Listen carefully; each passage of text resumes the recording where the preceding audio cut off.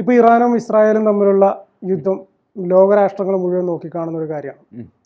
ഇപ്പോൾ ഇസ്രായേലിനാണെങ്കിലും അമേരിക്കയുടെ സപ്പോർട്ട്, ഇറാനാണെങ്കിൽ വേറെ മുസ്ലിം രാഷ്ട്രങ്ങളുടെ സപ്പോർട്ട്, ആ രീതിയിൽ വലിയ തോതിലുള്ള ഒരു യുദ്ധത്തിലേക്ക്, ലോകം ഭയപ്പെടുന്ന രീതിയിലുള്ള ഒരു യുദ്ധത്തിലേക്ക് ഇത് പോകുമെന്ന് തോന്നുന്നുണ്ടോ?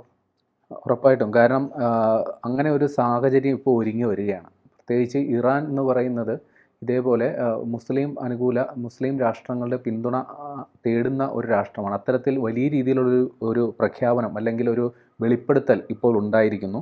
നമുക്കറിയാവുന്ന പോലെ ഇറാൻ്റെ റവല്യൂഷണറി ഗാർഡ്, അതായത് ഇറാൻ്റെ സൈനിക വ്യൂഹത്തിന് സമാന്തരമായി പ്രവർത്തിക്കുന്ന എന്നാൽ സർക്കാരിൻ്റെ തന്നെ നിയന്ത്രണത്തിലുള്ള ഇറാൻ റവല്യൂഷണറി ഗാർഡിൻ്റെ സൈനിക ജനറൽ മൊഹ്സിൻ റസ അവരുടെ ദേശീയ മാധ്യമത്തിന് നൽകിയ ദേശീയ മാധ്യമം, അത് പ്രധാനമാണ്, വേറെ ഏതെങ്കിലും വാർത്താ ഏജൻസിക്കല്ല, ഇറാൻ്റെ തന്നെ ദേശീയ മാധ്യമത്തിന് കൊടുത്ത അഭിമുഖത്തിൽ റിപ്പോർട്ടർ ചോദിക്കുന്നത് എന്താണ് നമ്മുടെ പ്ലാൻ. കാര്യം ഇസ്രയേൽ വലിയ രീതിയിൽ നമുക്ക് നേരെ മിസൈൽ ആക്രമണം നടത്തുന്നു, വ്യോമാക്രമണം നടത്തുന്നു. നമ്മൾ ഏത് രീതിയിൽ പ്രതിരോധിക്കും? ഏതെങ്കിലും ഒരു സാഹചര്യത്തിൽ ഇസ്രയേൽ ഇറാനിന് മേൽ അണുബോംബ് പ്രയോഗിക്കുകയാണെങ്കിൽ എന്താണ് നമ്മൾ ചെയ്യാൻ ഉദ്ദേശിക്കുന്നത്? കാര്യം ലോക ജനതയുടെ മുമ്പിൽ ഇറാൻ അവകാശപ്പെടുന്നത് അവരുടെ കയ്യിൽ ആറ്റം ബോംബ് ഇല്ല എന്നാണ്. അപ്പോൾ ഏതെങ്കിലും തരത്തിൽ അവർക്ക് നേരെ അണുബോംബ് പ്രയോഗിച്ചാൽ അവർക്ക് തിരിച്ചടിക്കാൻ സാധിക്കില്ലല്ലോ. അവരുടെ കയ്യിൽ ആറ്റം ബോംബ് ഉണ്ടോ ഇല്ലയോ എന്നുള്ളത് രണ്ടാമത്തെ ചോദ്യം. അപ്പോൾ ഇയാൾ കൊടുത്ത മറുപടിയാണ് ശ്രദ്ധേയമായത്. ഏതെങ്കിലും തരത്തിൽ ഇസ്രയേൽ ഇറാന് നേരെ ആറ്റം ബോംബ് ഉപയോഗിക്കുകയാണെങ്കിൽ നമുക്ക് വേണ്ടി പാകിസ്ഥാൻ ഇസ്രയേലിനെ ആറ്റം ബോംബ് ഉപയോഗിക്കും, പാകിസ്ഥാൻ ആറ്റം ബോംബ് ഉപയോഗിച്ച് ഇസ്രയേലിനെ തകർക്കും എന്നുള്ളതാണ് ഇറാൻ റവല്യൂഷണറി ഗാർഡിൻ്റെ ജനറൽ ഇപ്പോൾ പറയുന്നത്. ഈ പാകിസ്ഥാന് അത്രമാത്രം ശേഷിയുണ്ടാവുമോ? അതായത് നമുക്ക് അറിയാവുന്നതുപോലെ ആറ്റം ബോംബ് കൈവശം വെച്ചിരിക്കുന്ന ഒരു രാജ്യങ്ങളുടെ വലിയ പട്ടികയുണ്ട്. അതായത് അന്താരാഷ്ട്ര ആണവ ഏജൻസി അംഗീകരിച്ച അല്ലെങ്കിൽ അവർ ലിസ്റ്റ് ചെയ്യപ്പെട്ട പട്ടികയിൽ ഉള്ള ഒരു രാജ്യമാണ് പാകിസ്ഥാൻ. ഇന്ത്യയും ആ പട്ടികയിലുണ്ട്. US, Russia, France, China, North Korea, Israel, Pakistan തുടങ്ങിയവയൊക്കെയാണ് ആ ലിസ്റ്റിലുള്ള മറ്റ് രാജ്യങ്ങൾ. അപ്പോൾ ഉറപ്പായിട്ടും പാകിസ്ഥാൻ്റെ കയ്യിൽ ആറ്റം ബോംബ് ഉണ്ട് എന്നുള്ളത് രഹസ്യമൊന്നുമല്ല, അത് പരസ്യമാണ്. അപ്പോൾ അവർ ഇറാന് വേണ്ടി ഇസ്രയേലിൽ ആക്രമണം നടത്തുമെന്നുള്ള ഒരു പ്രഖ്യാപനമാണ് വന്നേക്കുന്നത്. അതായത്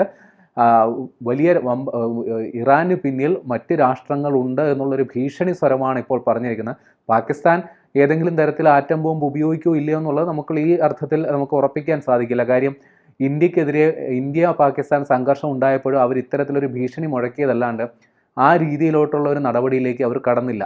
അത്തരത്തിലൊരു ആയുധം സജ്ജമാക്കി വെക്കുന്നതടക്കമുള്ള റിപ്പോർട്ടുകൾ പോലും ഇന്ത്യക്ക് കിട്ടിയിട്ടില്ല. എന്നാൽ അത്തരത്തിലുള്ള അവർ തയ്യാറാക്കുന്നു എന്ന തരത്തിലുള്ള സൂചനകൾ അമേരിക്ക പുറത്തുവിട്ടിരുന്നു. പക്ഷേ ഇന്ത്യ ആ കാര്യങ്ങൾ ഇതുവരെ സ്ഥിരീകരിച്ചിട്ടില്ല. എന്നാൽ ഇത്തരം ഒരു സാഹചര്യത്തിൽ ഇസ്രായേലിനെതിരെ പാകിസ്ഥാൻ ആറ്റം ബോംബ് ഉപയോഗിക്കുമെന്ന ഒരു ഇറാൻ സൈനിക മേധാവി പറയുന്നത് നമുക്ക് അത്ര ലളിതമായി കാണേണ്ട കാര്യമില്ല. കാര്യം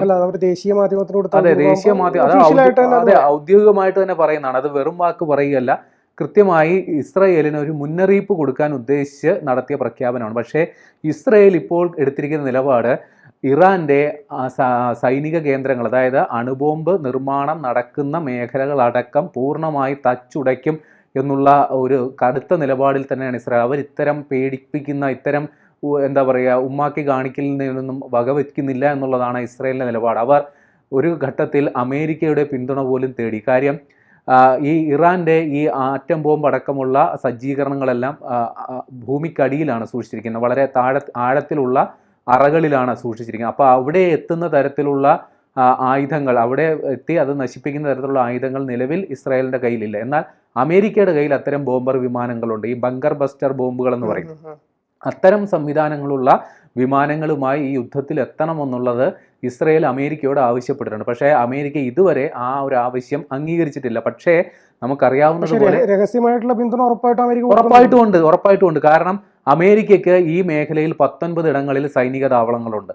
അപ്പോൾ ഇറാൻ ഇസ്രയേലിന് മേൽ വലിയ രീതിയിൽ വ്യോമാക്രമണം നടത്തുമ്പോൾ തന്ത്രപരമായ പിന്തുണ ഇസ്രയേലിന് അമേരിക്ക കൊടുക്കുന്നുണ്ട്. അതായത് നേരിട്ട് പങ്കെടുക്കുന്നില്ലെങ്കിലും പരോക്ഷമായ ഒരു പിന്തുണ ഇസ്രയേലിന് കൊടുക്കുന്നു. കാര്യം ഈ വരുന്ന റോക്കറ്റുകളുടെ ദിശയും അത് ആക്രമിക്കാനുള്ള സ്ഥലവും എല്ലാം മുൻകൂട്ടി അറിയുക വളരെ പ്രയാസകരമാണ്. അപ്പോൾ അവർക്ക് വേണ്ടുള്ള റഡാർ സഹായങ്ങളടക്കം, സാറ്റലൈറ്റ് സഹായങ്ങളടക്കം ഇസ്രയേലിന് ഇപ്പോഴും നൽകിക്കൊണ്ടിരിക്കുന്ന അമേരിക്ക, അത് പകൽ പോലെ വ്യക്തമാണ്.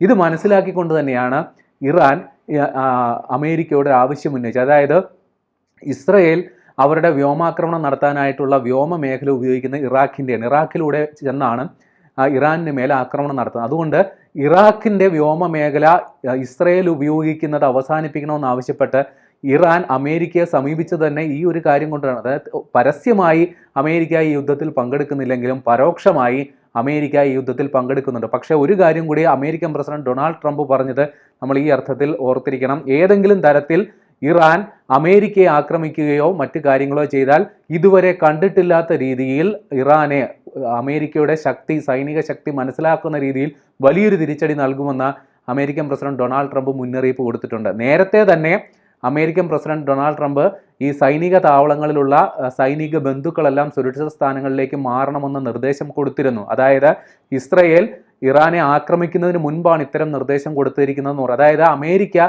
ഓൾറെഡി കളമൊരുക്കിയിട്ടിട്ടുണ്ട്. ഏതെങ്കിലും ഒരു ഘട്ടത്തിൽ അമേരിക്ക ഈ യുദ്ധത്തിൽ വന്നു കഴിഞ്ഞാൽ അവരുടെ പൗരന്മാർ സുരക്ഷിതരായിരിക്കണം എന്നുള്ള കരുതൽ നേരത്തെ തന്നെ അമേരിക്ക എടുത്തിട്ടുണ്ട്.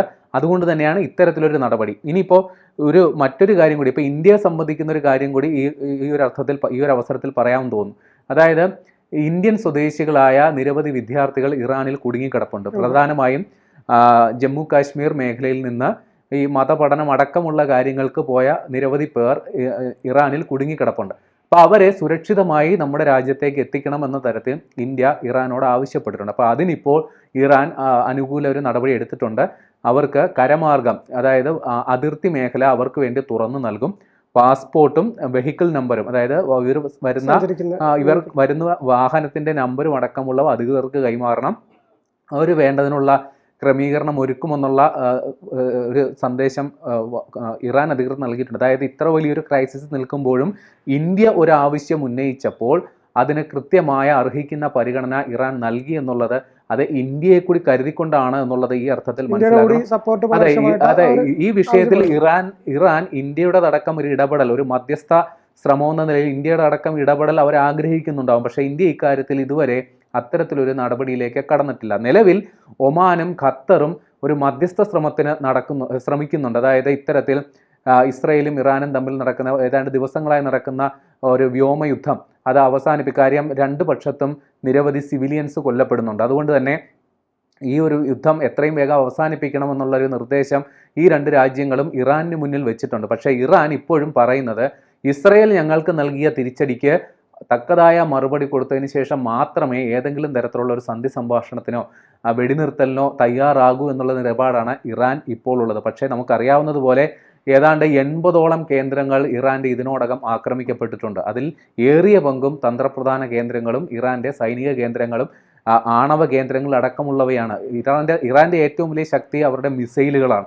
അത്തരം ബാലിസ്റ്റിക് മിസൈലുകൾ സൂക്ഷിച്ചിരിക്കുന്ന കേന്ദ്രങ്ങളിൽ പോലും ഇസ്രയേൽ ആക്രമണം നടത്തി എന്നുള്ള വിവരങ്ങൾ വരുന്നു. അതുകൊണ്ട് തന്നെ സൈനികമായി ഇറാൻ ഇപ്പോൾ ദുർബലമാണ്. അതുകൊണ്ടാണ് മറ്റ് രാജ്യങ്ങളുടെ അടക്കം പിന്തുണ ഇറാൻ ഇപ്പോൾ തേടുന്നത്. പക്ഷേ അത് ഏതൊരർത്ഥത്തിൽ ഇപ്പോൾ ഇറാന് കിട്ടും. കാര്യം മറ്റ് രാജ്യങ്ങൾ കൂടി ഈ യുദ്ധത്തിൽ പങ്കാളികളാവുകയാണെന്ന് അങ്ങനെ ഒരു സാഹചര്യം ഉണ്ടായാൽ ഉറപ്പായും അമേരിക്കയും നാറ്റോ അടക്കമുള്ള വലിയ ശക്തികൾ ഈ യുദ്ധത്തിലേക്ക് എത്തിച്ചേരാൻ നിർബന്ധിതമാകുന്ന ഒരു സാഹചര്യം ഉണ്ടാകും.